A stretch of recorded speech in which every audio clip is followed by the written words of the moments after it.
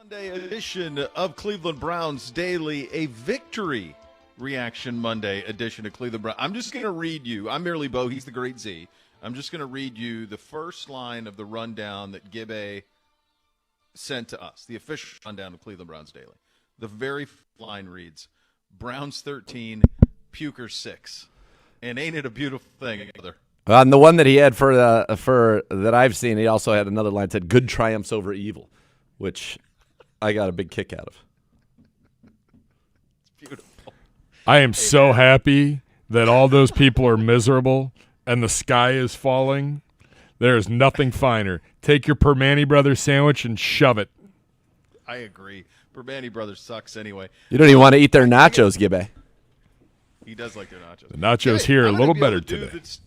I'm going to do Steelers nachos. I'm going to do it for you. I think I can do it. I think I can do Steelers nachos. If everything I've been told is true, I feel like I can replicate that for you. Anybody could. Nachos.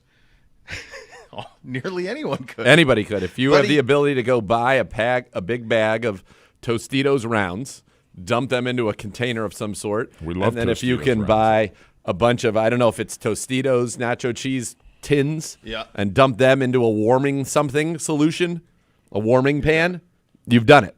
And then you have some Tostitos salsa, I think, fresh from the jar, also in another vat. And the nice touch, they do freshly chop some jalapenos. But other than that, it's nice. All available from your local grocer. You were there. You guys were both there. I was watching on television.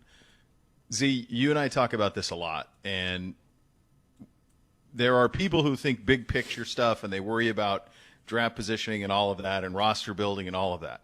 But the thing that we always say is walk down to that stadium in December and go ask any Brown fan in there what they want, and they'll all say they want to win. And that one, in a season where not much has gone our way, record-wise, on the field-wise, that one yesterday was pretty sweet because not only did you beat Pittsburgh, you deprived them of the AFC North for another week at least, and now put a lot of pressure on them at home. They came here for a coronation. They went home with their tail between their legs. And the Browns now in their last 7 games at home are 6-1. I'm sorry, 6-1-1 against the Steelers. The Steelers are 1-6-1 in their last 7 trips to Huntington Bank Field. Kevin Stefanski has now won 4 straight at home over the Pittsburgh Steelers as well. So that obviously, that is a good thing. And you're right, it was sweet. It was a good victory. It was one that everybody enjoyed, that was there. It was tense. It had everything you wanted right there. It was not necessarily, you wouldn't call it a work of art for those people who stayed up late on Sunday night and watched what was actually a work of art in the Niners and the Bears. It was not that. In fact, both teams in that game in the first quarter scored significantly more points each than were scored in the totality of our game. However, this was a big win. And you know what? I'll tell you this. I think the Ravens will beat the Steelers. I haven't thought they were any good all year long. Yeah.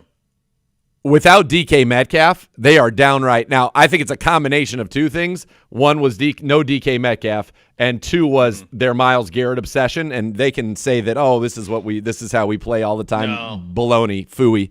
And we'll hear from the Hoff on that later on, and he'll have Hall of Fame takes that are educated more than ours, which are just, maybe we're a little educated.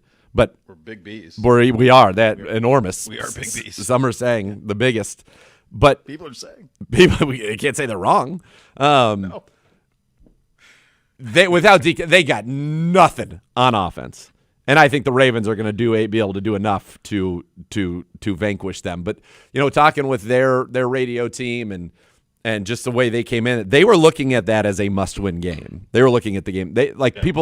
They wanted to win that game very, very badly. They did not want in any way, shape, or form this thing to keep going on for them and have their season now come hang in the balance on a Sunday night, as it will in Pittsburgh. So that was one they wanted to win, and they did not. I thought that the Browns had some really good moments. And again, with Shadore, it's like, can we just – the tastes of good and the improvement week to week is tantalizing. He had a ball. Oh, for sure. He threw the ball to Tillman He had a ball to Jerry Jeudy against the cover 2, which is one we've been wanting him to just rip kind of in that void over the linebacker in front of the safety that he did to Jerry Jeudy.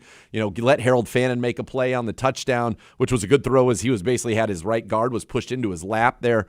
There was a lot of good. There's obviously the horrible interception, which certainly he knows, but the first interception, not his fault. He's had a lot of bad luck, what I would call interceptions this season for a young quarterback. But again, he is improving. You look at his completion percentage the last 2 weeks, it's improving. I think there's a lot to be encouraged by. We need to put it together, as we talked about, for 60 minutes on offense. And I think we had a chance to really bury this team in this game. But once Fannin was out, you can tell that he is such a big part of what Shadore wants to do on offense. That had a big impact. But nonetheless, I was really pleased. And this was a virtuoso defensive performance, honestly, by the Cleveland Browns. A virtuoso performance. Yeah, let's do that and then circle back to the Shadore stuff. Okay. Because I know you're going to talk to the Hoff about this, and I'm watching this thing yesterday, and I'm just thinking they care more about making sure Miles doesn't get this record than they do winning. And there's nothing that anybody over there, even including Gibby's boy Kabali, bring me Kabali.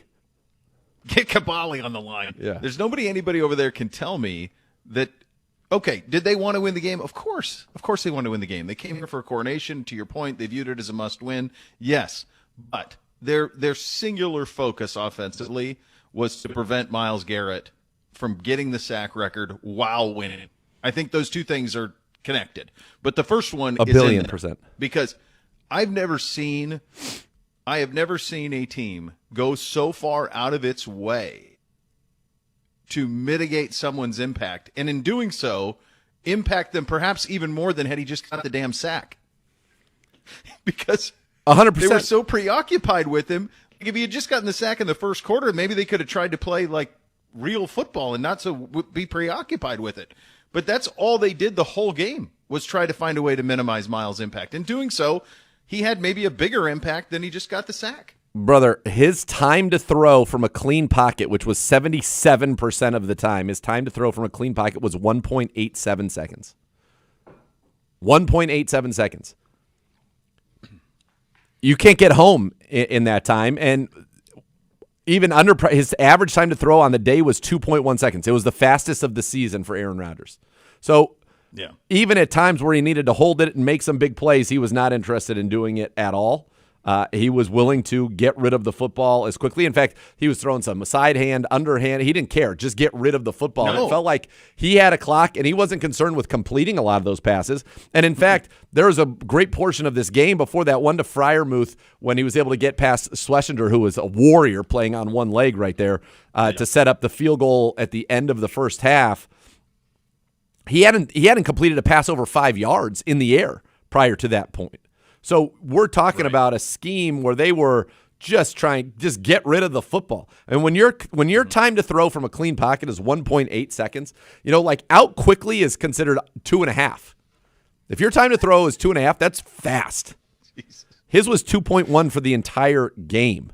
So just a wild game plan. And, again, no DK Metcalf, I would have to imagine, had an impact on that on some level, because without him, they had nobody on the outside. He was out, as was Calvin Austin, who technically is their number 2 receiver. Roman Wilson, who's a guy they had big hopes for, doesn't even see the field in these circumstances. No. He's out there throwing the ball 3 times with the game on the line. And Marquez Valdez-Scantling, who had just joined the team a couple of weeks ago, who he had not played with in 4 years, and he goes one-on-one against Denzel Ward 3 times. 3 times? Like, it's insanity. They clearly weren't on the same page. No. I don't know who he was throwing the second to last one. It looked like it was Scantling. Could have been Freiermuth was supposed to go out. I don't know. He was yelling in that direction at both of them, it appeared. Yeah. And he does a lot of yelling at people, by the way, which is hysterical to watch. Like, come on, dude. You're not even, like, I thought he made one throw where I was all day where I was like, oh, that's Aaron Rodgers. Like, he had one where Rayshon Jenkins had perfect coverage, and he just put it just in front of his hand, and if it was too far wide, it would have gone to Delpit. But I was thoroughly unimpressed with the Steelers, as I've been all season long. And I know they're already underdogs on the road there in Baltimore, as they should be. But that fan in Detroit, if Baltimore gets in, that fan in Detroit should get something from Bisciotti, because that flipped it. I think them with DK, I still think we beat them. But I think it would have been a much more interesting exchange. I think we would have probably had to score more than 10 points. There's no doubt, and there's no question that it's Or it's gonna 13. impact with. I can't believe it's a 2-game suspension for him. It's outrageous. I mean, I'm not crying for the Steelers. It kind but of makes my me God, neither. It it's makes me think like the league's just like let's get the Steelers out of here. To heck with it. We don't want them. We don't want them in. Crazy that he's out 2 games. I thought Tyson Campbell was unbelievable. He is unbelievable. Tyson Campbell Great player. is He's a stud. and he is perfect Yeah. for what we do. Tyson Campbell now on the season, he has been, first of all, sensational. He is a great cover guy. I think he's got 18 passes defense now. He's top 3 in the league in that category, and he has over 80 tackles, so he plays the run too. And he comes up and delivers pops. I mean, a couple tackles for loss in this game. He is everything that they want. And the idea now that the Browns next year, MJ Emerson hopefully will be back, that you could get into situations where maybe you can, slide a Denzel inside from time to time or slide Campbell inside of the nickel at times with him in run support the way he plays the run. We could our corner situation could be outrageously good very quickly. Yes. And you mentioned Schlesinger, just a warrior. I cannot believe he didn't come off the field. I mean, at some point we thought like he might need to come off the field to protect him from him, Because you're watching him, and he couldn't walk or run, and they got the one play to Freiermuth where they saw that. But for the most part, then he's over there chasing guys down to the sideline, then get after each play. And I'm sure you've seen, and it's just like this guy, we knew the second we drafted him, this guy was going to be a fan favorite. But when you got a guy on this team in this beautiful town who, it says, I'm playing until you guys have to carry me off the field, like – yes, inject that into our veins. We all love that very much. Thank you, Carson Schlesinger, Defensive Rookie of the Year. The guy's an absolute stud. By the way, one little note. I've been sitting up here flapping my gums thanks to an early thing that was in the early NFL stats pack, which was that the last time a team had the Defensive Player of the Year and the Defensive Rookie of the Year was the same person as Lawrence Taylor. I've been saying that over and over. Guess what showed up in the stat pack this week? That's actually not true. It's Really? actually not true. It was Ray Lewis and Terrell Suggs of the Ravens did it in the early 2000s.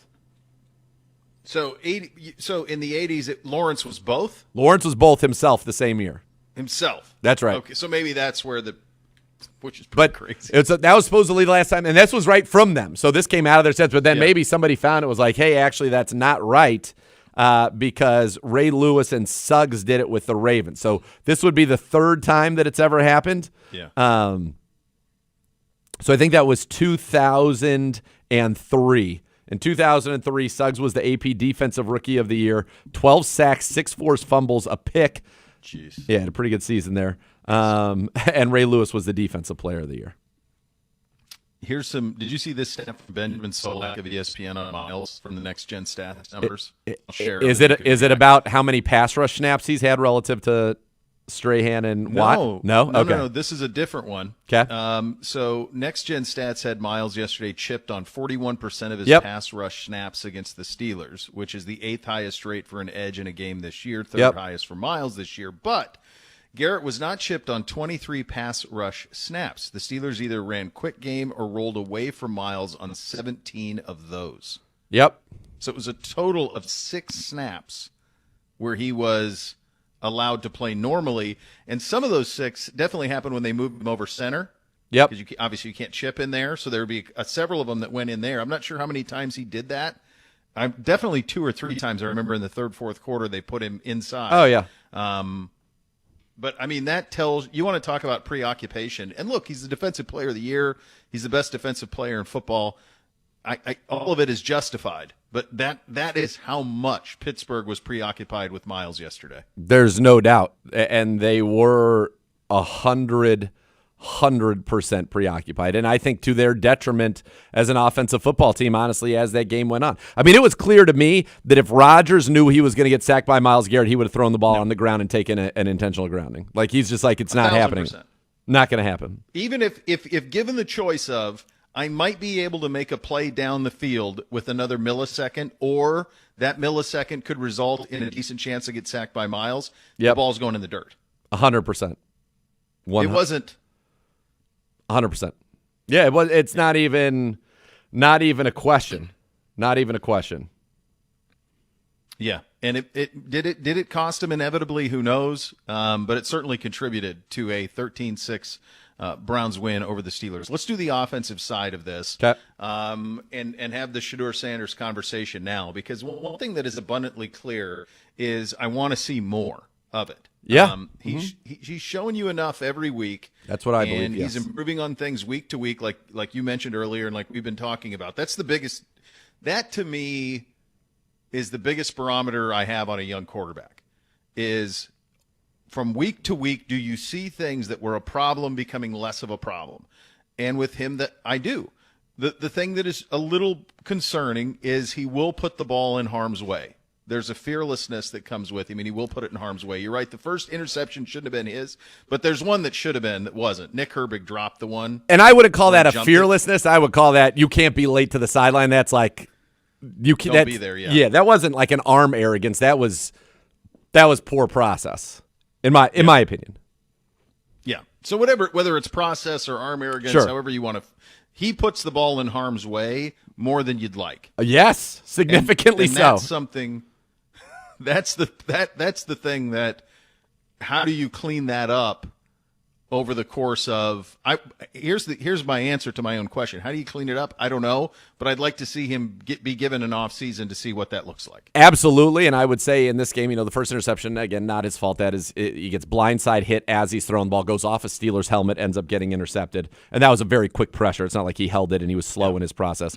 The other one, listen, he has Judy right away on that. If he just kind of goes off, because that play action really worked. That kind of old school, that looked like the old school Colin Kaepernick play action where it kind of goes like, and then he had Judy. Judy was so wide open, but you got to just understand you can't. This is the NFL. Like you can't make that throw. And he knew it afterwards. And obviously they showed, you were watching the TV. They showed Prime on TV with his cowboy hat in his head and his hands being like but.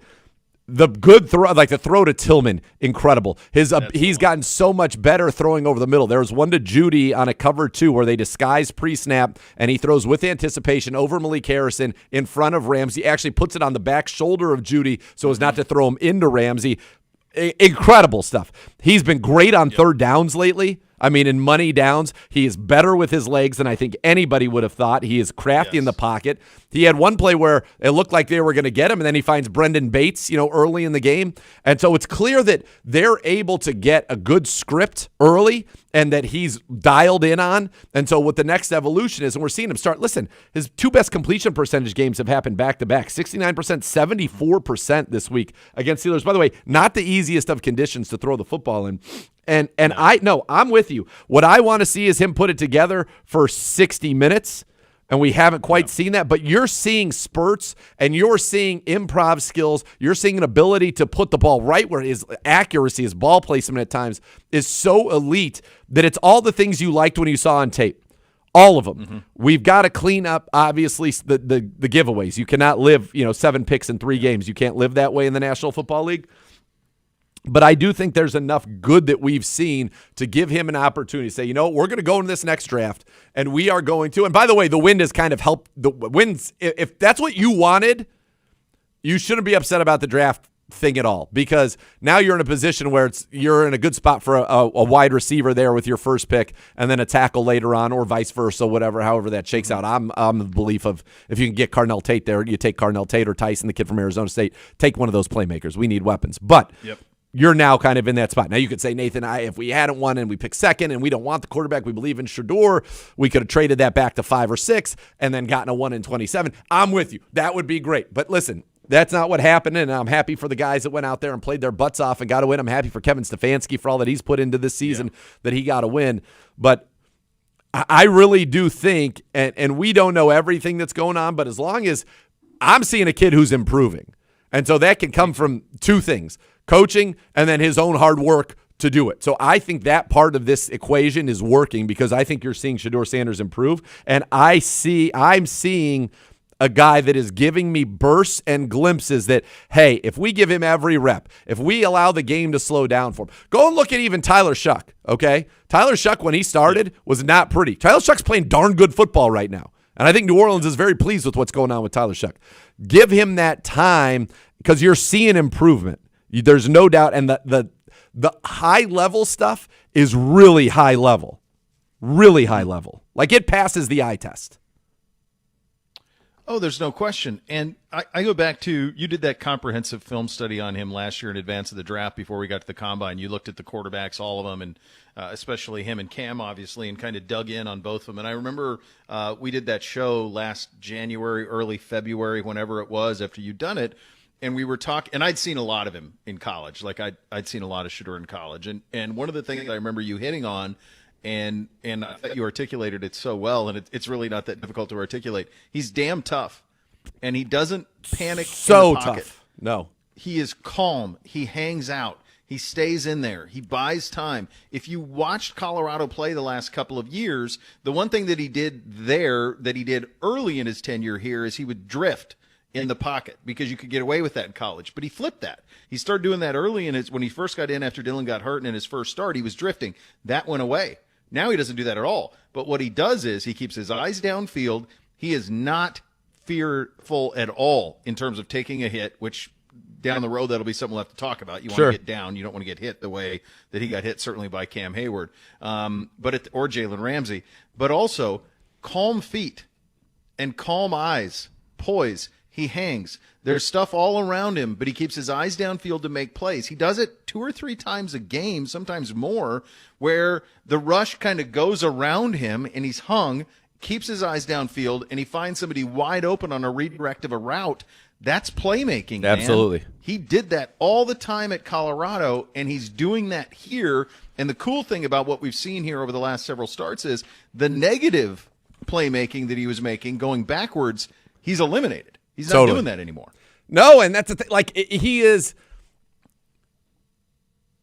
unrecognizable from the player that played in that final preseason game against the Rams, and really even from the kid who came in against the Ravens. Unrecognizable in terms of what he is doing, his playmaking, his poise. Now, I do think that there's, at times, it's kind of like that scene in Forgetting Sarah Marshall, where he's like, do less. I think at times his feet are doing a little too less in the pocket. Sure. You got to have some spring in them so that you can still pop and step into those throws, because sometimes he's almost so flat-footed that then it's just an arm whip. Like the one out late to the side, he was so flat-footed that there just wasn't enough on that to try to get it in front of Herbig. But no, I've seen a lot of improvement. I'm very encouraged by that improvement. And what is it going to look like if this is somebody who gets every single rep? Like, look, the reality of it was, and we kind of were seeing good things from him in training camp, and then we got, at one point, I'm like, okay, Gabriel and Pickett were hurt. I'm like, if he doesn't get first-team reps now, he's not in his competition. Guess what? He didn't. He didn't get any of them. So he didn't get any first-team reps until he became the starter after the Baltimore game. Yeah.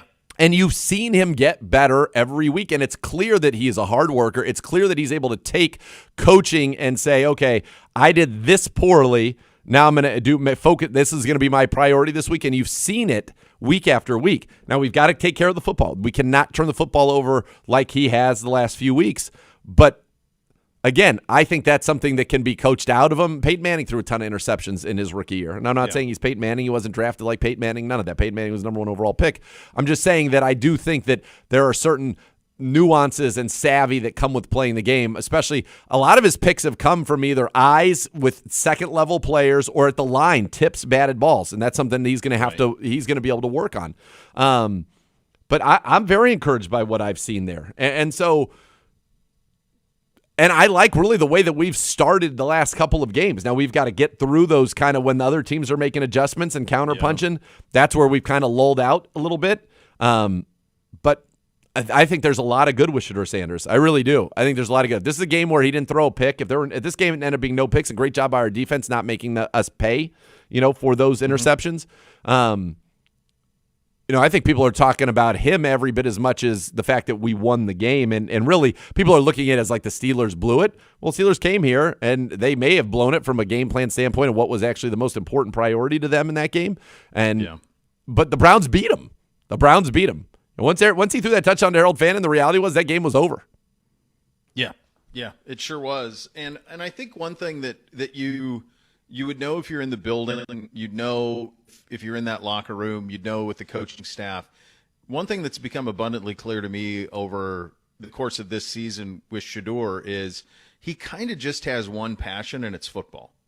Like, he really loves it. The amount of time he's putting in extra, him and Kevin have talked about that over in the press conference over the last couple of weeks. The amount of time that he's put in, the job that he's done with Tommy. You mentioned that script, dude. That's 2 weeks in a row where the early stuff is so crisp. Yeah. Like, we hadn't seen that in a while. And No. to just get like bing, bong, bong, let's go down the field and go score. And it's like, oh, we have this in the bag. Yep. So you're right. That's the next part, is that evolution beyond that. But he deserves a ton of credit for putting in the work, because he has come so far from what he was in that Carolina game, in that last preseason game, so far from the Baltimore game, as you mentioned, and now gets that opportunity. And he's made the organization give real thought to what comes next here. And what the offseason looks like. But as far as I'm concerned, you and I are on the same page on this. Like, I want to see more. You go back to conversations you and I had with the Hoff, and Bernie was there early camp in July. Yep. When we were out there doing those, and every day he'd make a throw, and you'd go, oh, he just has an ability to layer it, especially everything deep and outside, like down. He just sees it really well, and he layers it in there nicely. And now he's doing some of those other things too. So obviously the defense wins the day, but his efficiency, you'd love for the interceptions not to be there, but his efficiency was really the stuff of handling, being accurate, taking care of the ball, and making enough throws to make us want to see more. Do we have an update on Harold? We do not. So, Coach had no injury reports today. He'll have more hopefully on Wednesday, but nothing on any of the guys, including Schlesinger, Fannin, and I know Tevin Jenkins went to the locker room. He was being checked for a concussion. Yeah. I feel like I'm missing another player in there too somewhere, but no injury updates as of now.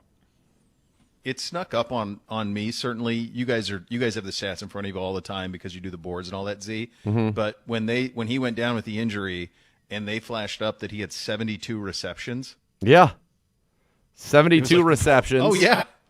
Yeah. Jeez. Over 700 yards, now 7 total touchdowns, 6 receiving and 1 rushing. He has been spectacular. I mean, he has more receptions than any rookie in the history of the Cleveland Browns franchise.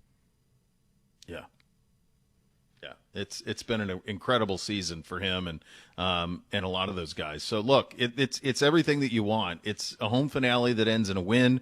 It happened before it got really cold. I couldn't tell on the TV. It was wet, but was it rainy down there or just kind of misty? On and off, I would say. Second quarter, Yeah, then it started raining. it was like Wrath of God for about 15 minutes. Okay. There was a ton of. I mean, we were soaked walking into the stadium at 8 a.m. Yeah. It was crazy. I mean, it was coming down in sheets till about 10, and then it brightened up. The afternoon, I think the sun even came out in the third and Did you fourth see quarter. the orb in the sky? What a miracle to see it. It's funny because I've dealt with all sorts of crazy weather in Montana, and even stuff more extreme than what we've dealt with in the last 24 hours. I took Buddy out to go to the bathroom before he went to bed last night at it was like quarter to 11 o'clock, and it was 63 degrees. Yep. When I took him out. It wasn't this morning. I got home last night. We took the dogs for a walk. My wife's like, Yeah, beautiful. I'm like, ugh. She goes, fine, I'll do it myself. And I'm like, okay, I know what that means. Yeah, I'll take one. This morning, like, the younger one looked at me and she's like, I'll go if you go out there and do that. I'm not going out here. What are you doing? What is this? Yeah. It's ridiculous. Sweet win, though. Sweet win for the Browns. Get a victory Monday out of all of it, and especially when it comes at the loss of the Pittsburgh Steelers, who now will have to play a win and you're in, lose and you are out game next Sunday. We will get into that. There are actually 3 massive games next weekend in Week 18. Yeah. As for the rest of it, who knows who's going to show up, because that was one of the themes of By this the way, past weekend is who. Yeah. I'm with you, dude. And the score started off brutal for us. Oh, dude.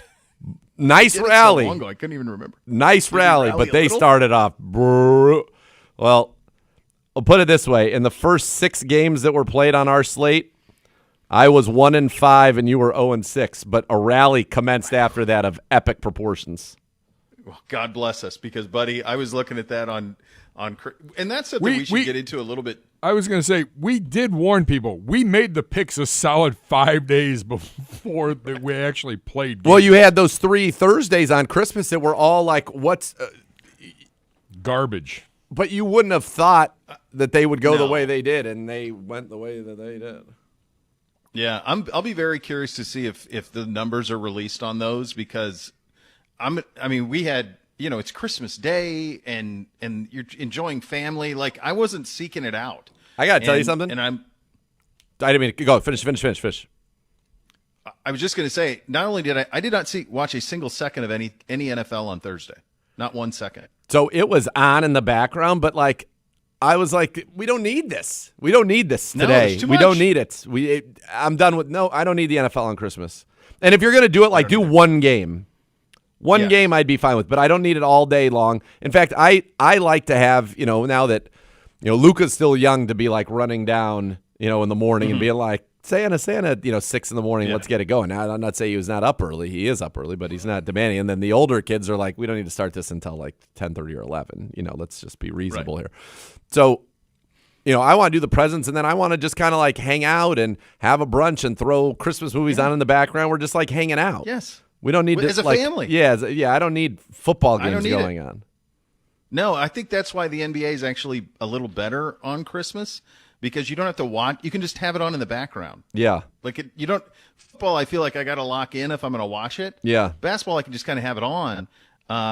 Guess what time your spirit animal woke up Christmas morning? I'm thinking like 5:36, and then he was sent back to bed and been like, Santa's not ready yet. 4:30. I love it.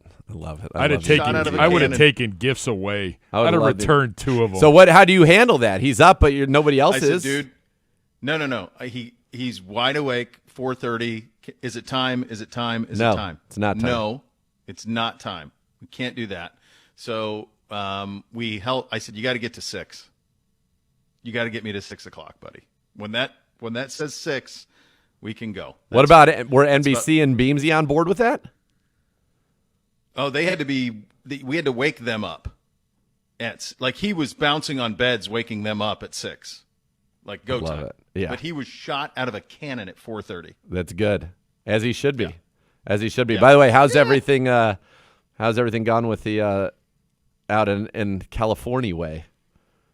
I'm gonna be real honest with you. I don't care too much. No, about, you show about all of their good fortune. You sent me a video that in one video there's luging down a manufactured snow hill. There's tobogganing. Yeah. That's right. That's also on a golf course with blue skies and palm trees. So it's like you want to slide. It's almost like you could slide down, hit a shot, and then walk off into the sun. Like, You could literally sled and golf in the same within 50 feet of each other. yes, Same place. Yeah. yeah, All right. So let me just get this straight. You leave me the day after Christmas. hurtful. I've got a torn meniscus. Oh, we're diagnosed now. exposed to- Are we? We're fully. That's where we're at. Are we surgeon? Are we surgerying? Well, me and Dr. Meyer, we're going to have a chat about what's the best process going forward. But, yeah. So, meniscus, COVID. I don't have it, but exposure to COVID. Oh, dude, we're You- supposed you to be leave me in the having holidays. good times. It rained nonstop, That's and then right. that turned to 50-mile-an-hour wind that is so severe that the turnpike will not allow vehicles over 7'9", like tractor trailers with empty trailers, cannot go on the turnpike. Anything with 2 and 3 trailers cannot go on the turnpike. Forbidden. That's what I'm walking. I'm snuggling with a dog. Okay? Yep. That's how I spent my holiday. And you're sending me videos of kids tobogganing on golf course driving ranges because it's 72 degrees. What I'm curious. Kindly leave. Yeah, kindly leave. How was the first ever Bighorn turtleneck season received? It's been a lot of hoodies tied tight. That's what I've noticed. All the pictures have hoodies tied tight. I think he's probably in the clear by now. Yeah, I would think so. I would think he's in the clear. I think so. Who knows? He was a lot of quarter zips. Yeah, All the way way. up. Yeah. Yeah, it's a good look. It's a good look. They go, it's a little cold out here. The highs are only like 68. Kindly leave. Yeah. Don't talk to me. When did they get out there? Friday. Oh, God, they left the day after Christmas? I didn't know this. Yeah. Let me alone. Yeah. I'm on an island. Dude, you should be thriving. That's what I said. I said, What yeah, the you're hell? Yeah, Nor- there's listen, a great this is- freedom. Everybody says that, but yes, do it in the summer. Of course, yeah. Because then we'll be Fine. You and I will be teeing it up and having transformative I'll live my turkey. best life. We'll have pool parties. I don't know. The ladies had a those ladies' things. weekend they had an overnight last week. I pulled out the video game system. I told you what I did. I lived my best life. It was It was glorious. I was not pleased that they all came back. Yeah. I was hoping Yeah, the but border the might have weather's been- detained them. The weather's been so crazy and brutal that it's like, Yeah. you know, Who what are you gonna don't want to do? go out in this. No, watched a couple of movies. Buddy Garrity and I did all right. All right, we'll get you set for some consequences this weekend. Continue to look back on a sweet win against the Steelers in the home finale. We are off and running. You're listening to Cleveland Browns Daily. We're presented by Bally Bet, official sports betting partner of your Cleveland Browns. Please bet responsibly on 850 ESPN Cleveland.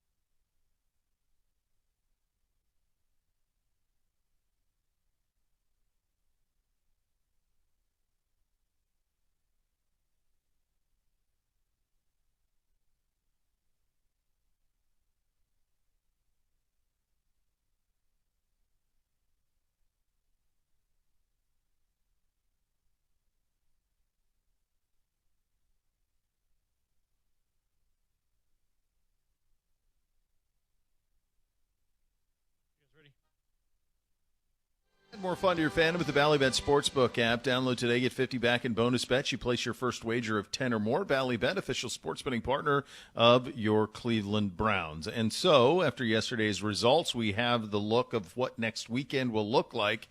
And you're going to know 2/3 of the things that remain questionable by the time you're done with Saturday night. So 4:30 Saturday, they're going to go Carolina at Tampa Bay, and then at 8 o'clock it'll be Seattle at San Francisco, and then Sunday night, of course, will be Baltimore at Pittsburgh for the AFC North. 2 of these are win and you're in, lose and you are out. Seattle and San Francisco for the 1 seed and the NFC West.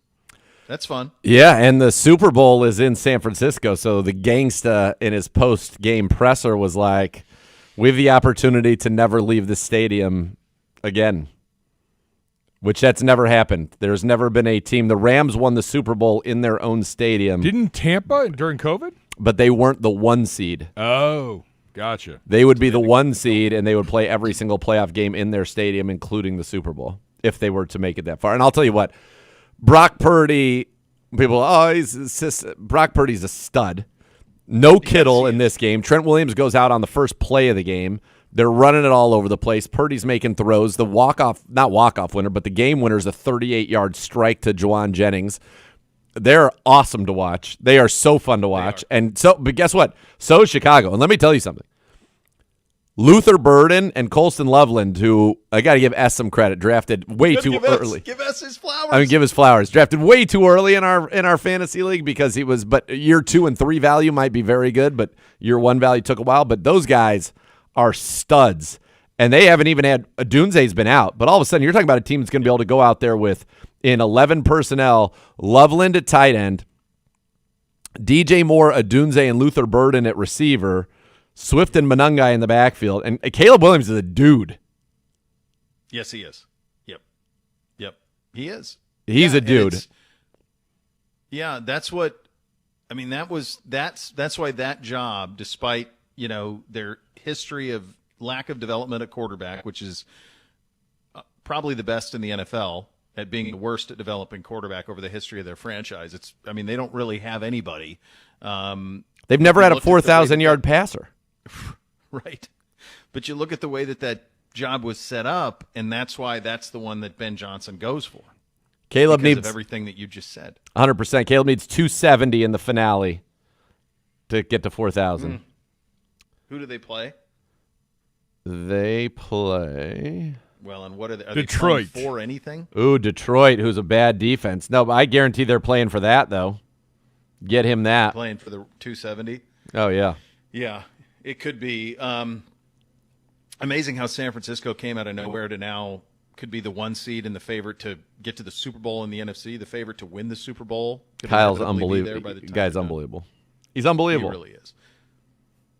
I mean, the 4:30 game will have a great deal of interest for me. Carolina at Tampa Bay. We called it. Miami was going to beat Tampa Bay. They did. Yep.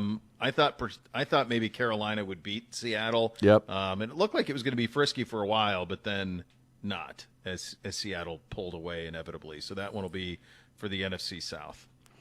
yeah, and Carolina beat them just 2 weeks ago, or the week before now. I guess 2 weeks ago. Last week. Yeah. Yeah. Yeah, that'll be a big. I mean, you look at the Bucks, and they have just fallen off of an absolute cliff. Haven't they lost like 7 of 8? Yeah, I'll pull them up right now. By the way, here's what the Niners' last 3 games have been: 37, 48, and 42. They had 300 yards of offense in the first half last week. They are unreal right now. As for Tampa, they have struggled, and obviously their quarterback has. It's funny how long an NFL season can seem, because after week 6 he was like an MVP candidate, and since then he has. It's not. He's thrown only 10 picks on the season, but 8 of them have come in the last 7 games, and that's been part of their problem.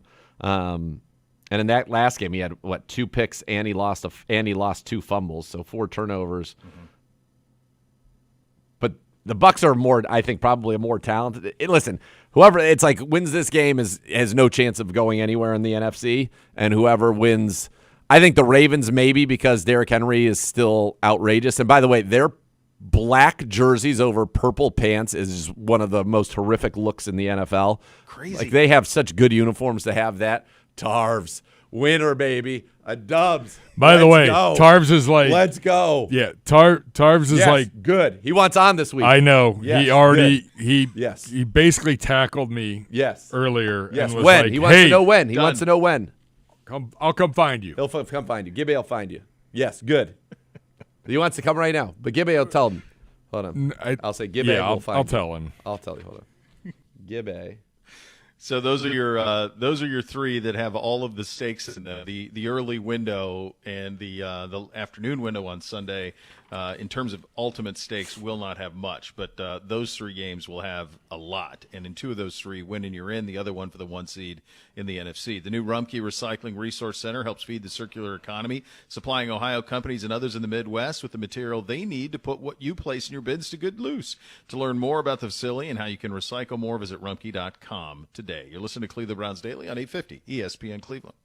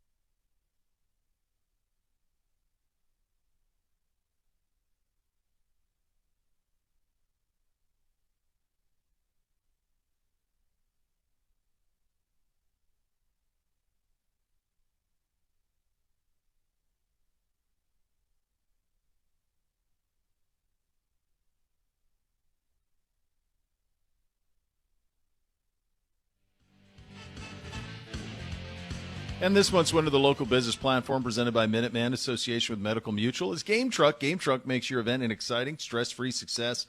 Their amazing entertainment options, party favors, and certified game coaches deliver excitement to your doorstep. Now time to head to the podium, presented by Vivid Seats. Vivid Seats, purchase your official fan experience package today for the ultimate game day. Here's your head coach, Kevin Stefanski.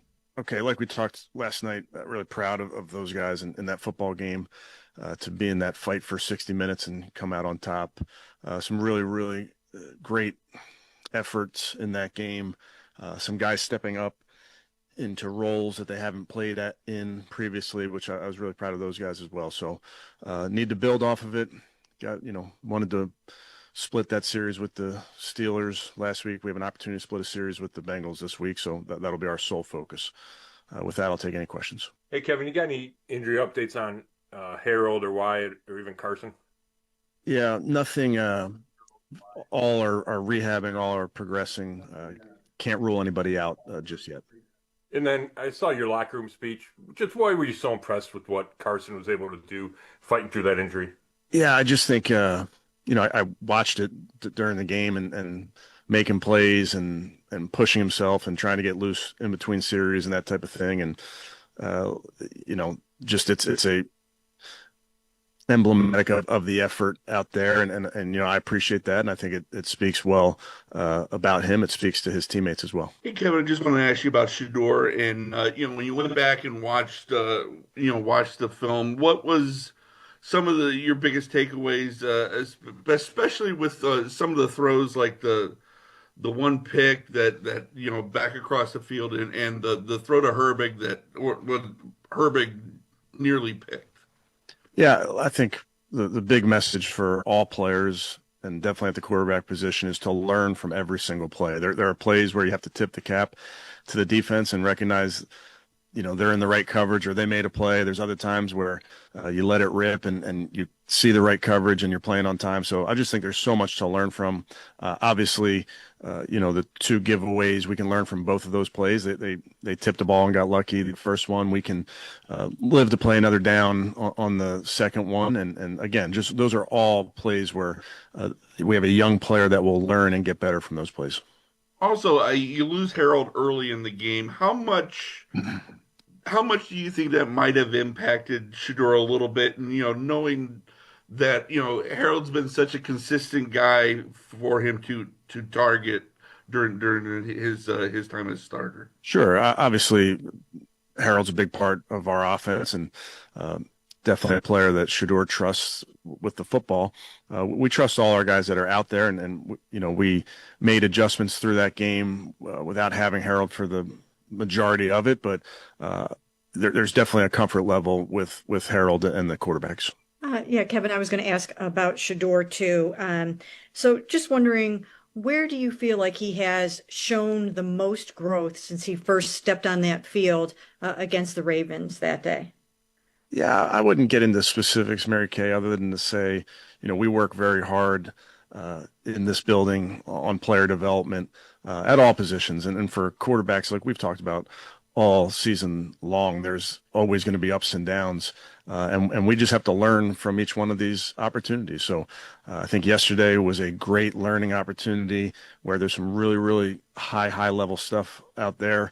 There's opportunities for a couple other plays that we can do a little bit differently, but it's also, an effort to go out there and beat a good football team at your place and get a win. And, you never want to lose sight of that with quarterbacks young and old. You want to put your team in position to go win the game. And as he heads into this final start out of these 7 games that he had, is there one particular swing thought that you're going to give him that he needs to go out and show you, in this final game that might really elevate himself a little bit? Yeah, I'm probably not good at giving swing thoughts. You don't want swing thoughts from me, Mary Kay. But yeah, there's for him when it comes to things that we're looking for him to improve upon.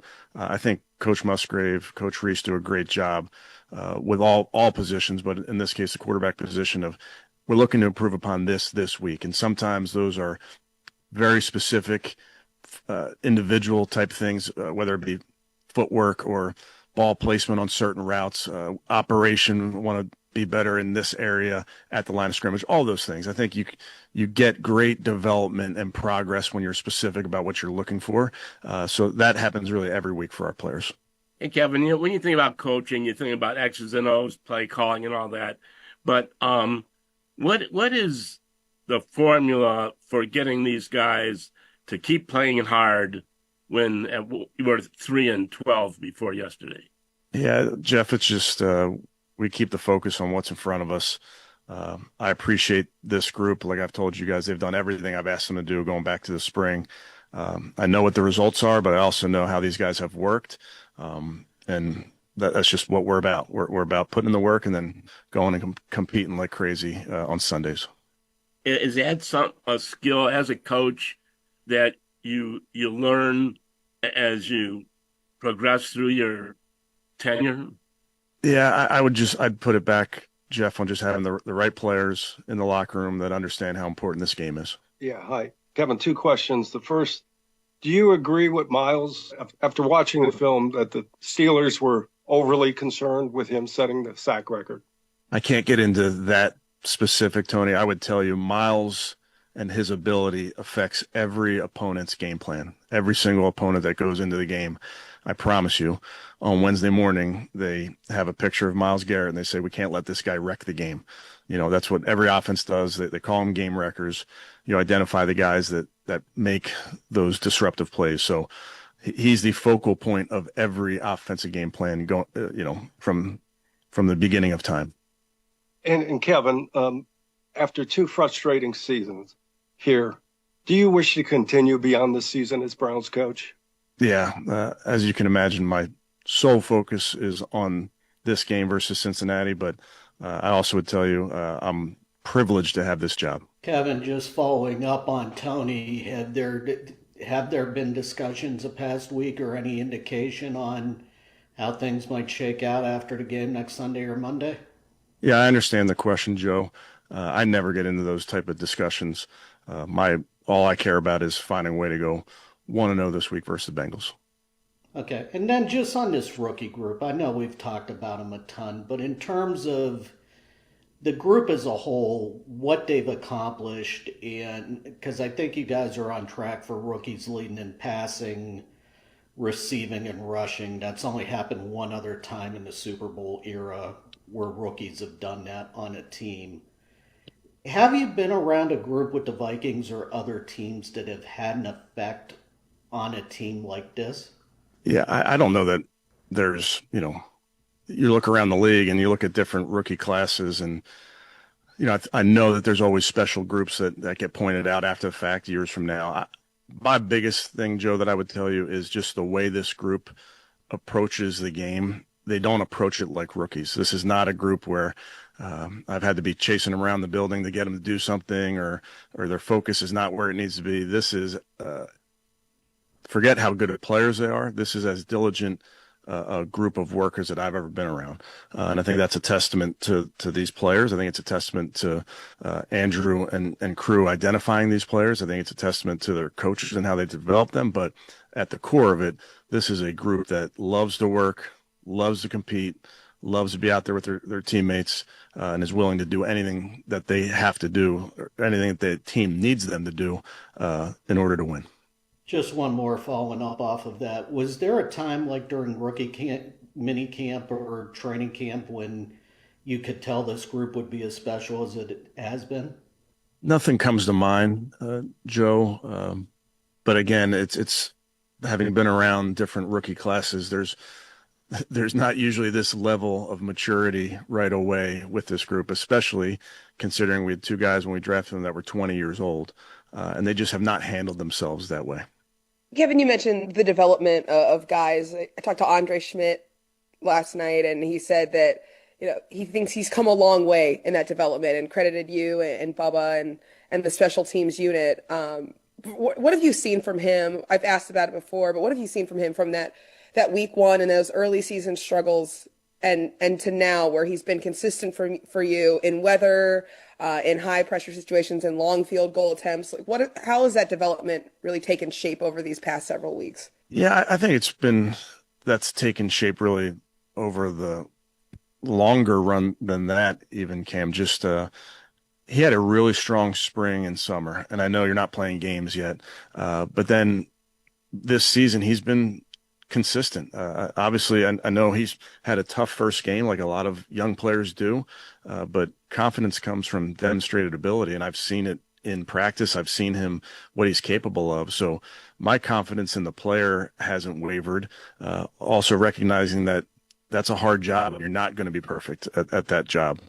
So when you have a young player that is committed to playing, to kicking well for your team, you understand there's going to be ups and downs, but you also get to watch him work. You get to watch him in practice, and really that's where the confidence comes from. So many of the guys in the locker room yesterday kind of praised him for that development and for his commitment to his process. And it feels like that's been maybe across the board in other positions too, through some adversity and through struggles this season. What does it say about this locker room that through all of this, that these guys are so supportive of each other, so vocally supportive and supportive, in their actions on the field as well? Yeah, I think that's just a locker room, Cam, that cares about each other.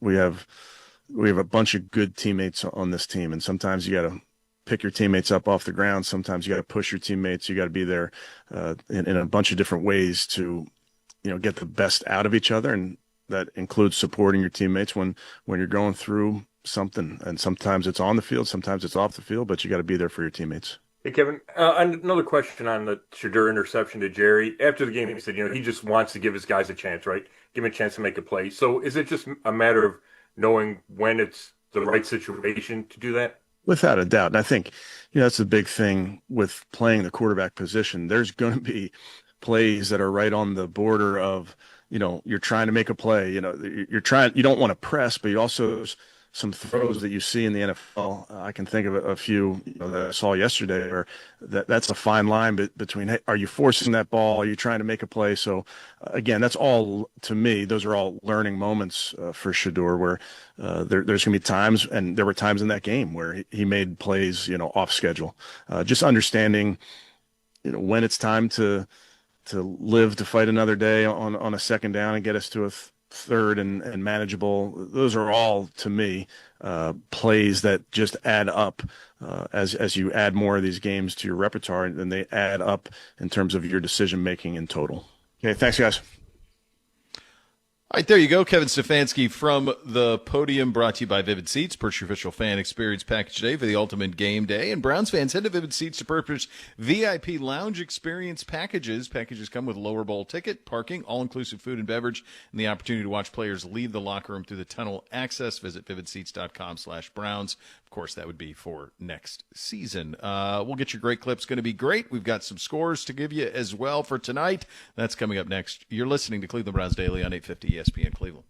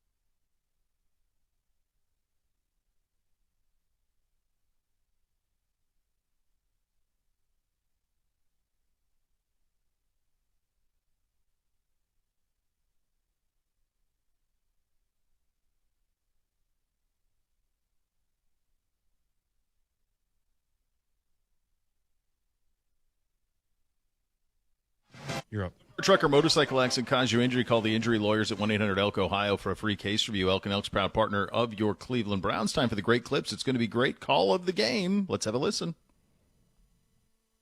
5:20 remaining first quarter. Browns driving. Steeler 29-yard line. 2nd and 9. They're up 3-0. Out of the shotgun. Shadore to throw. Looking right. Pats the ball. Lofting right. He's got Fannin, who catches at the 2 and rolls in. Touchdown! Oh, what a catch! Harold Fannin looked up, bounded in the rain, landed on his back, and rolled untouched into the end zone. That is what you've got to do sometimes. Harold Fannin looks to be a little shaken up after this, but you get one-on-one out there, your number one receiver, Harold Fannin finds the ball, comes back to it into the end zone for his 7th total touchdown this season. What a start for Shadore Sanders. What a start for Harold Fannin as well. What a rookie season for him. For Shadore now, that's going to put him at 5 of 7 for 101 yards and a touchdown. Incredible start for the Browns. All right, we've got a Monday nighter tonight, kids. You got it. Ram it on the road in the ATL to take on the gutless Falcons. Quickly, Zagura. So are the Rams just kind of like locked into what they're locked into at this point? I don't know. Because the Niners Seahawks is for the 1 seed. So I don't know if they are. I'm not sure if they can be the 5 or the 6. I'm not sure where they are. But it doesn't sound like I'm going to go ram it. They have to go. They have to go on the road no matter what. They're going to have to do that. I think the Falcons have enough, especially London, Bijan. I think this is going to be a good, fun one, and they'll get in there maybe at the back door. Oh, it's Uncle Kirko. What's up, Uncle Kirko? At the back door there. Rams win. Comfortable. 41-34. Good job out of you. We've got the Joe Thomas half hour of the program yes. coming up next. From Austria. Listen to Cleveland Browns Daily on 850 ESPN Cleveland.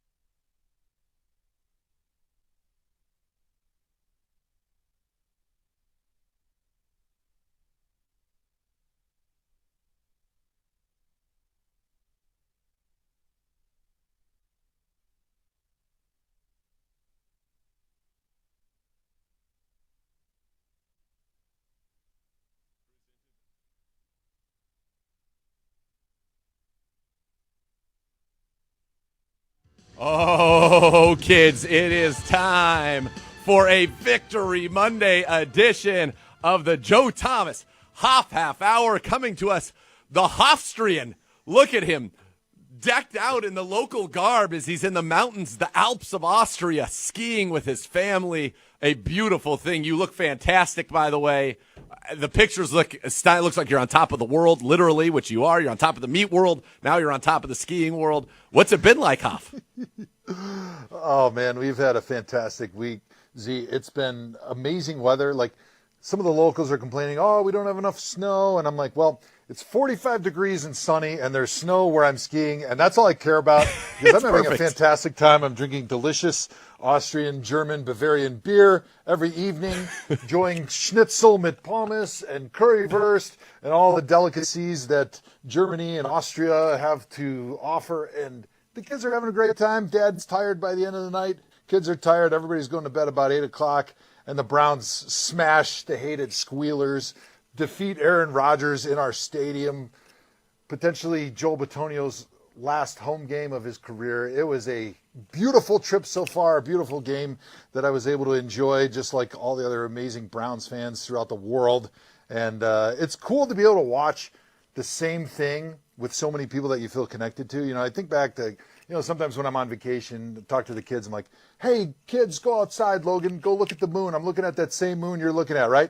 For me, yesterday, it's late at night, I'm watching the Browns game, and I'm thinking, man, I'm watching the same game that my guy, the great Nathan Zagura, the Z, is watching, the same thing that Bo Bishop and Jason Gibbs and all my boys in Wisconsin that I've converted to be Browns fans, and all my friends in Ohio. And it's just cool. It just brings you together, and there's a closeness in that community, just knowing that you were enjoying the same glory of smashing the Squealers on a game that, hey, it didn't have a lot of meaning for the Browns in the moment, but it felt like it meant so much for so many different reasons. And excited to get into it with you. Don't have to stay on my soapbox here, my opening stanza. No, first of all, it's beautiful. Now, you said, I think you sent it out, and I responded to you this morning on Instagram that, you didn't really know what you wanted for Christmas until you saw that picture of Joel Bitonio coming off the field with his hand raised. And a lot of people have said maybe it was that prime rib that you got your family devoured, and even Grandma Martini said was the best beef she's ever had in her life, the Hoff Beef Wagyu prime rib, which was amazing. And thank you for the shout out there. But when you see that with Joel Bitonio, a guy who started his career next to you and who has followed very much in your footsteps in terms of always there, always available for his teammates, able to play at a high level for so long, and then what that was like. You didn't get to have, per se, a walkout on your own terms. And perhaps he will, or perhaps he will play again next year. We don't know. But if that were to be the last time that he played in that stadium as a member of the Cleveland Browns, why did that picture resonate with you so much? Well, Joel's been one of my best friends since the moment he got in the league. We still stay in constant contact. And obviously watching him play, watching his greatness, talking to him this offseason about whether he should retire, whether he should come back. And obviously it's a difficult decision, and he decided to come back for this season. And then for me, just being able to watch how well he's playing and to get joy in knowing that he's just the same guy every day. He shows up, he does his job, he's playing fantastic football, as the four other linemen around him are all different than the guys that started the season. Yeah. And just knowing how challenging that is to go through like a difficult year, especially just getting into his headspace. I know that he thought the season will be better than it has become.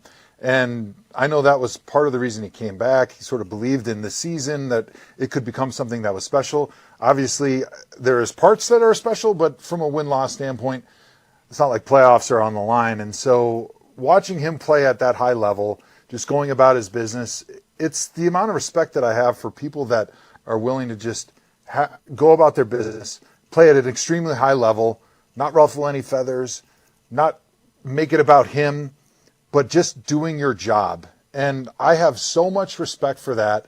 And to be able to allow him to walk off that field, maybe not his last time in a Cleveland Browns uniform, and to be able to get that ovation from the crowd, to see that photo after the game when I woke up in the morning of him just kind of pointing up and getting that love from the fans, it reminded me a little bit of one of the last times that I walked off the field, and you look up and it reminds you always of deep down inside why you play this game, right? There's a lot of reasons, okay? You can always say, well, you play for the money, get paid a lot. You play because you love the game. Of course you love the game. You play for your family. You play for your teammates. But the thing that drives you to be great in a season like the Browns are having right now for a guy like Joel Bitonio, where he's the only starter that's left on the offensive line. Offense has been much maligned. Defense has been great. Offense not so good. The thing that consistently gets him to go out there and play at his best and to go about his business as one of the best guards in NFL history are those fans that you look up into the stands. And for a moment there, it brought me back to the emotions that I had when I played, right? And I think it was that, and knowing how much I love that man, Joel, and how much he's done for this organization and for the city, and he continues to do, and just seeing that love that comes back from those fans to what he's done and what he's put in for a career, it was so special. I mean, it brought a tear to my eye. I was the only one that was awake this morning when I woke up and was going through some emails, before we got out on the slopes. And I was just sitting there just welling up with pride and with emotion, with joy that he was able to have that last moment, at least for this year. We don't have to get beyond just this game, but just that emotion that I know that he felt and how special it was, where it was in his mind like, yep, I made the right decision. I came back, I laid it all on the line for these fans. And even though maybe it didn't go exactly the way I thought, like having that respect that's mutual between the greatest fan base in pro football and one of the greatest guards that's ever played the game was just an incredible moment. It was a powerful moment. I got a chance to interview Joel prior to the game, and it was at the end of it. I think we both had a little mist in the eyes, got a little dusty in there, and I have a great deal of respect for him, as you well know. And yeah, it's wild to think about that. He has been, much like your 73 was such a constant, that 75 has been such a constant for the Browns, and he was a guy that I wasn't going to get to your streak per se, but he was close, which is a very admirable thing before he had the scope and wasn't able to be ready against the Niners coming out of that bye week back in 2023. But it's just, those are some of those things, when you get into this game from your perspective, this business from my perspective, where I get to talk to you guys. I remember 2014 was the first year that I did the draft with the Browns, and Joel Bitonio was drafted in the year 2014. So I was the first interview he did when he was drafted in the second round that year. And so I've known him from then to now, and to see him now, he's a family man, and all of the things that he's gone through and the evolutions, and to see, somebody go from being a young kid from California who played at Nevada to what he is now as kind of just a stalwart of this organization, and to think that might be the last time we see that 75 walk off with the name Bitonio on the back in that stadium. It was an emotional thing for sure. It was incredible. And, at the end of my career, I struggled with the losing. It's been something I've talked about a lot, talking with the team therapists and things like that. And I think the one constant for me was like the greatness of the fans and that feeling of the respect that you're given for the job that has mostly gone unnoticed throughout the NFL. Mm-hmm. The job of a lineman, you only notice them when something bad happens, right? And I think for Joel to just feel that love, it was such a special moment, and I think it was such a great way for him to potentially finish his career. And I think it was emotional to me, and I don't, you never want to make it about you, but that's the connection that you have with a certain player. That's the connection that I think even fans that don't know Joel feel like they know him, right? Because he's been such a man of the community. He's been such a vocal leader on this team. He's been such a steadying force through the good times and the bad during his career. And just for me personally to know like what it is like to play football your whole life. I don't know if Joel's 35 or so, 36, maybe somewhere in there. And his entire identity of his life since he started playing probably in middle school until now has been as a football player. And knowing like what that transition's like going from, all right, I've identified as a football player to now I'm not anymore, and people just see me as a guy who used to play football. Like that's a hard thing to go through, that transition from that identity. And so for me, it was just really happy to know that like whenever that transition happens where he goes from I'm a football player, I'm an NFL player, I'm a Cleveland Brown, right?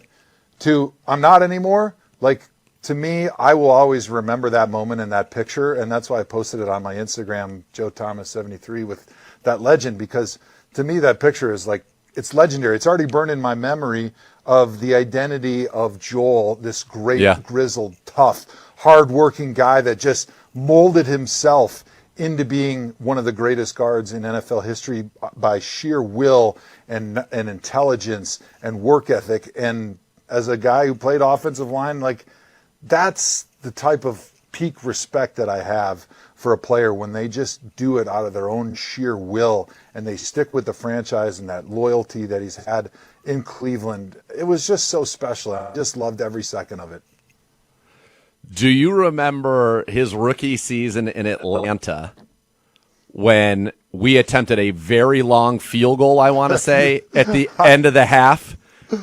And was it Devin Hester? In my mind, I've made it into Devin Hester, but whoever it was that ran the ball back, Joel Bitonio ran them down as a guard on the team. He got the tackle that saved a touchdown, and I'm like, this guy is unbelievable. I mean, that's the kind of, I know that has nothing to do with playing guard, but that's the kind of heart and, as you said, the grit, the determination that very few possess. A lot of linemen would be like, we saw the guy in Denver a few years ago where he went and just dove at the air 5 yards behind the player. That was a good effort. But Joel actually went and made the tackle, which was nuts.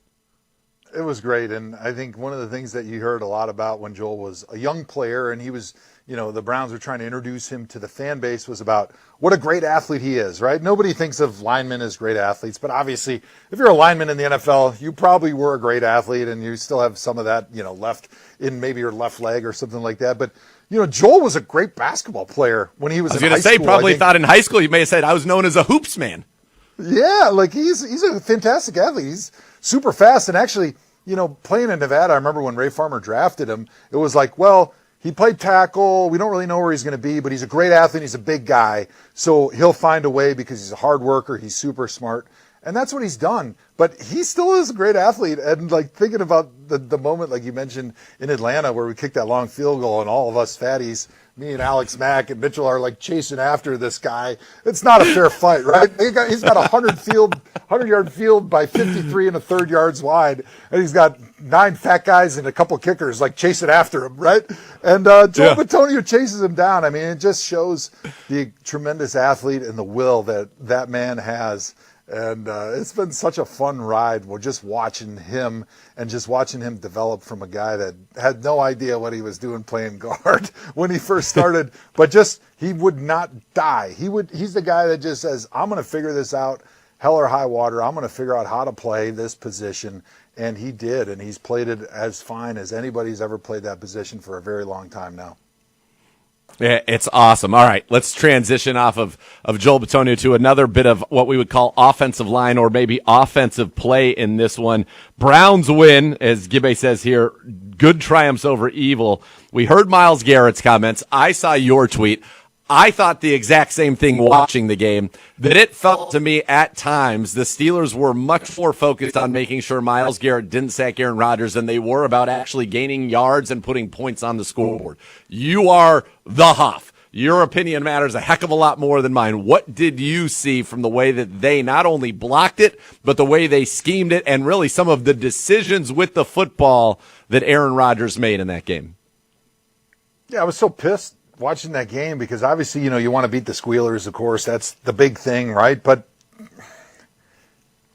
long term, we want Myles Garrett to get that sack record. He deserves it.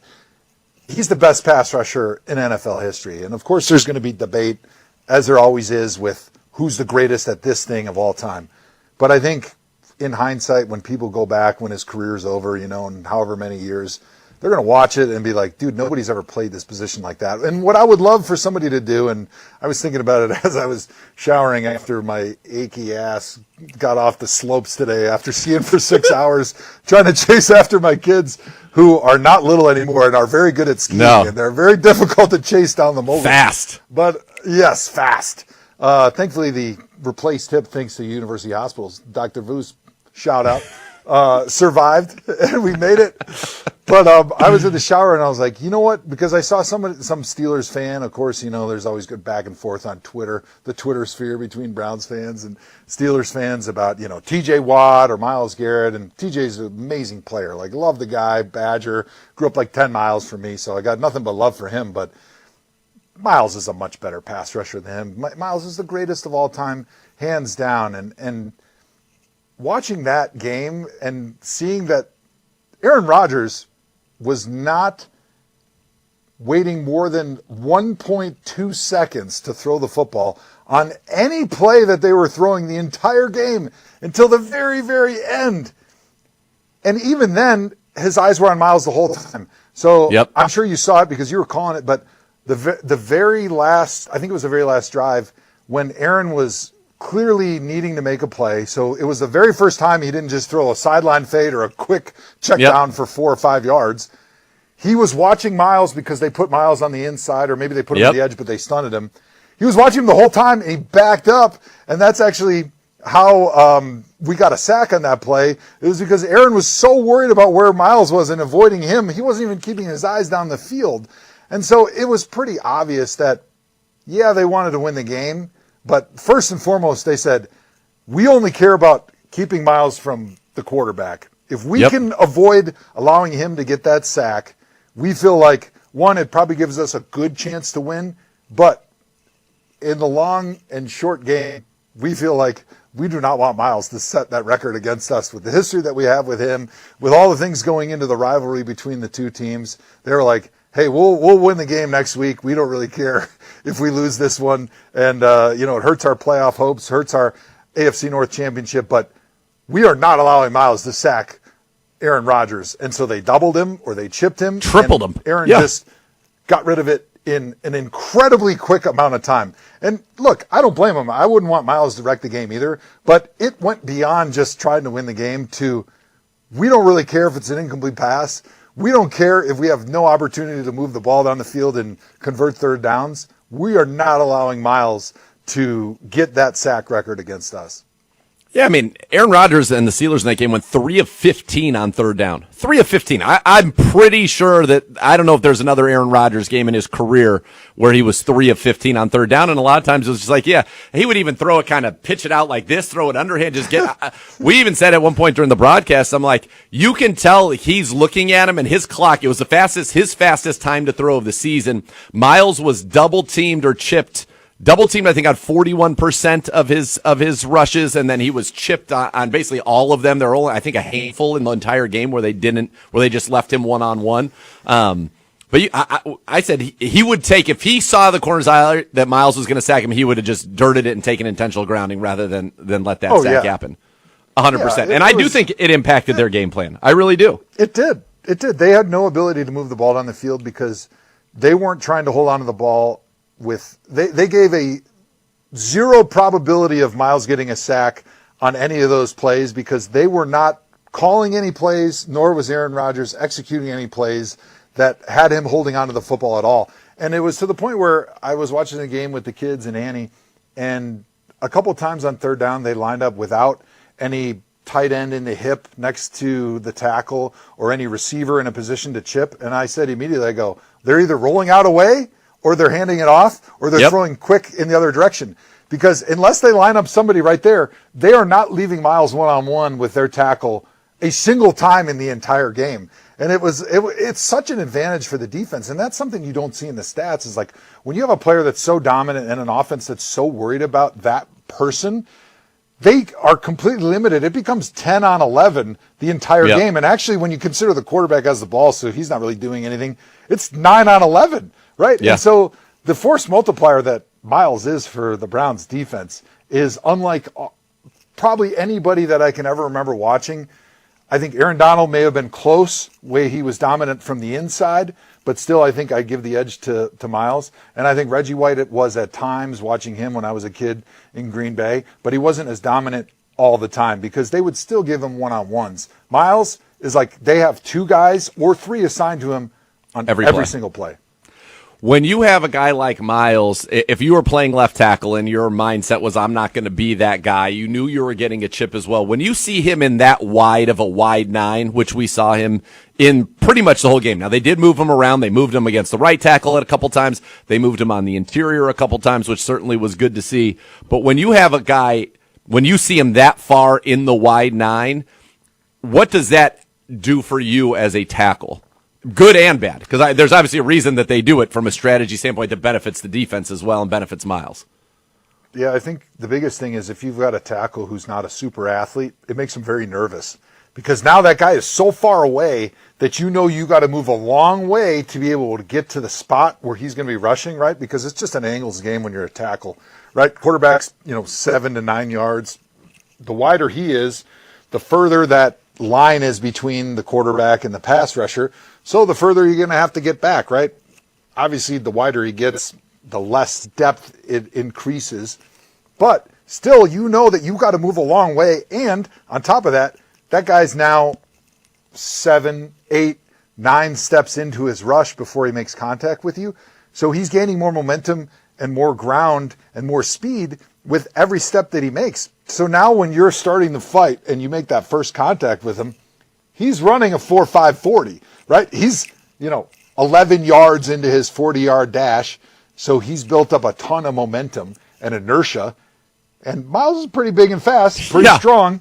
And now you're moving really quickly. So when you think about like how heavy and stout am I as I'm running or backing up and kick sliding as fast as I can, you're a lot lighter. So you have to quickly transition from moving as quickly as you can to putting your feet in the ground and anchoring in that spot and trying to take on a bull rush, which was kind of funny because, they tried to double Miles, but the entire game he was basically unblocked. I didn't see a single time, even with a chip and a double team, where he was locked up. It was just a matter of Aaron Rodgers just trying to run around the horn. 1.2 seconds. Yeah. They still didn't stop him from getting to the spot in under 2 seconds. So if this was one-on-one pass rush in training camp, he won 41 out of 41 reps or whatever it was, how many times they threw, because they didn't block him a single time, even with 2 and 3 guys. It really is unbelievable. I think we all think, as I sit here in our studio and I look out and there's a picture of Myles Garrett standing over Joe Burrow, I think that this Joe Burrow style lends itself much more to Myles Garrett being able to get home, and I think he will get that record. I think it's a lock that he will get that record this week down in Cincinnati. But yeah, that was wild, and I appreciate your perspective on it because, and really the Bills did the same thing too. The Bills either rolled Allen away from him the entire game or threw quick game. It's like, we're just not going to let this guy be a factor, and it's one of the reasons why they're not even running the football in his direction very often, and he hasn't been able to really get as involved. But it's amazing the impact that he had on a game, even when he didn't get the sack. He was the most important player on that field by far. Yeah, it was great to see, and I enjoyed the fact that we talked last week about, all right, what should they do to try to take Miles and move him away from where those double teams are? Because, on offense, you're stationary. You can move your tight ends, you can move your receivers to try to help. But I thought it was great that Jim Schwartz took Miles and they put him over the right tackle.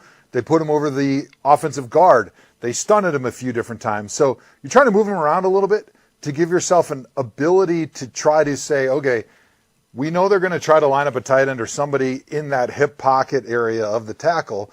Well, we don't want to just line them up in that same spot because then we're kind of giving them what they expect. You move them around a little bit, you give a few different opportunities to get Miles, maybe a one-on-one, or at least give him an opportunity to split a double team. And so it was nice to see that. I know it's not in Jim Schwartz's playbook to go with like a 3-down and drop 8. He's a 4-down rush guy. But the only other thing that I could think that maybe would be effective in that situation is to just rush 3 and drop 8 and have really tight underneath coverage. Now, I don't think the Bengals are going to play it like the Steelers did, where Aaron Rodgers is throwing 3- and 4-yard passes or sideline fades the entire game. So it may be a little bit of a moot point to even talk about, but I think the only other thing that the Browns could have done is maybe just rush 3, because Miles is going to win anyway. Like, it's not like they're going to stop him because they've got 5 and 6 blockers against our 3 defensive line.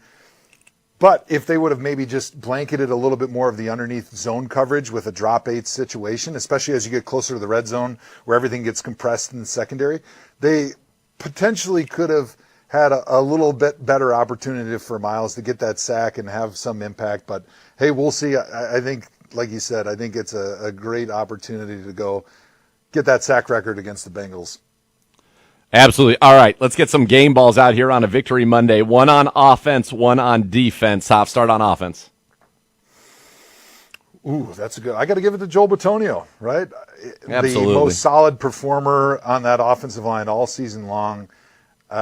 Thinking of the last 16 games, I can only remember maybe 1 or 2 plays where he got beat, which is an incredible statistic when you think about offensive line play. Like a great game for an O-lineman is if you grade over 90%, which means you did your job more than 90% of the time.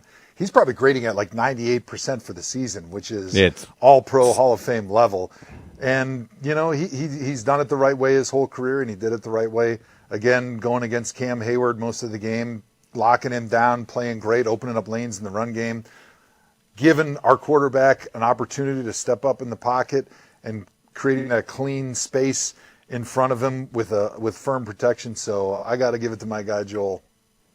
I love that. I'm going to give it to Harold Fannin. I know that he got injured, unfortunately, early in this game, but what a find he has been in the third round. Leading receiver, now 7 total touchdowns on the year, over 70 catches, over 700 yards, more catches than any rookie in Browns history. And you could tell that we missed him, by the way, as that game went on, because he has become Shadore Sanders' kind of go-to guy, his blanket guy. And I thought Shadore made a lot of good throws in this game as well, 17 to 23 on the day. All right, let's talk about the game ball on defense. Yeah, I think the Browns on defense did a great job, obviously, and I got to give it to Tyson Campbell. He had a fantastic game, and he's really come on strong as the season's worn on. I think he's been a tremendous trade. Got to give the Browns a lot of credit for identifying the contract, ability to trade Greg Newsome, get some draft choices, have some salary cap relief, and to get a cornerback that frankly probably fits maybe a little bit better for the Jim Schwartz system. He was big all game long. I know Denzel Ward had the great pass breakup at the end of the game, but you know, when you've got an all-pro on the other side with Denzel, your other corner is going to get a little bit more attention, and Tyson has continued to play at a fantastic level, and I think the Browns have got to feel really, really good about how they're sitting at the cornerback position, having 2 amazing lockdown corners on the outside.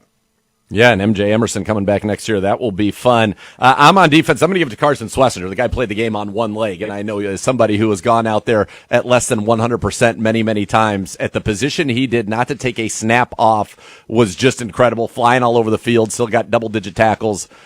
Incredible performance there. All right, time now for the Trench Report, brought to you by Big Fig, the mattress made for more, crafted in Cleveland just like our Browns. Hoff, Alex Wright, career year now. He's got 5.5 sacks. He's got 12 tackles for loss in this game. A sack, 2 tackles for loss, 2 quarterback hits. The Browns extended him. They found their complement to Myles Garrett. What have you seen from him as he's kind of developed here in his young career? He's been awesome. A huge part of the great season that Myles has had, obviously, because of that guy that's bringing consistent edge pressure. You don't give the quarterback the ability to escape or to move in the pocket to create a little bit of space when he is getting that pressure. So Alex has been fantastic. He's been great and consistent all season long, and I can't wait to continue to watch his development within this Jim Schwartz system, because he is absolutely one of the better defensive linemen in the NFL, and certainly, in my opinion, the best defensive line in the entire NFL. It's so dominant all the way across the board. Going against defenses, I think about playing against like the Philadelphia Eagles. I can't remember what year it was, but when they had Graham, everybody, and they had Chris Long, they had everybody. I forget who they had on the inside. Names have lost me after being gone for 10 years from the NFL. But I mean, you go against a defensive line like that, you're scared, because you know, like, we got to get real lucky to get any yards. There's no way we're going to convert a third down unless we're just making some crazy sideline fade or like some circus catch down the sideline, because we don't have the time. It doesn't matter if 3 or 4 guys do their job and, you know, win an unexpected battle on that front, because one of those 4 dudes is going to win. And when you have a guy like Alex Wright on the other side, like, he just complements Myles in such great fashion, like the rush and the coverage working together. It's a big reason why this has been one of the most dominant defenses in the NFL. No doubt about it. All right, Hoff, one-word answers here. Predictions. We got 3 games that have big implications. 2 of them are win or go homes. The other will determine the number 1 seed in the NFC. They are the 3 primetime games of the weekend. We're going to start Carolina at Tampa Bay. Winner wins the NFC South. Loser, their season is over. I got Carolina. I know that it's been a crazy season. You know, Tampa was super hot to start, and Baker Mayfield was in the MVP conversation, probably one of the leaders in the clubhouse. But Carolina's coming on strong at the end. Tampa fading, and I feel really good about the Panthers winning that and walking away with the NFC South crown in unexpected fashion. Nobody would have picked them at the beginning of the season. No, absolutely insane. All right, Baltimore, Pittsburgh in Pittsburgh. The winner wins the AFC North. The loser goes on vacation, perhaps to Austria. Yes, they should. Austria is amazing. It's an underrated destination. I would definitely get out there and enjoy the slopes. Have you come in the summer and do some hiking? Have you sought out the Arnold Schwarzenegger's birth home? It's like a museum. Ooh, I have not, but I should because I love Austrian the Oak. Arnold. Oh, yes. It'd be amazing. Yeah, I'm gonna have to look that up. I know he was out here like a couple years ago when I was living in Germany. He got arrested at the airport in Munich or maybe Innsbruck because he had a real expensive watch and he didn't declare it at customs. I can't imagine arresting Arnold because he didn't declare a $20,000 watch or something stupid like that. But I got to show you your friend Reese. Oh, you were dancing, Reese. What up, Reese? I know. I'll be there in 5 minutes. So, no, I haven't seen your iPad. Reese needs full editing privileges. Yes. Daddy's working. I'm on the radio. Leave me alone. So, yes. Even Hall of Famers have these struggles, folks. Even Hall of Famers. Oh, come on. Kids, leave me alone. I'm trying to work. Oh, yes. Ravens Steelers. Who you got? Ravens Steelers. Thank you for getting me back on track. So I think Aaron Rodgers is not going to pull the I'm trying not to get sacked routine, and the Steelers are going to pull it off. I still don't believe in the Ravens. I just feel like there's just too much internal turmoil. I think that, they've been better at the end of the season, but I feel like the Steelers pull it off, and Aaron Rodgers is able to get them over the top, win the division, get into the playoffs. They're going to be cooking. All right, who wins the NFC West and becomes the number 1 seed? The Niners or the Seahawks? The Niners, red hot on offense.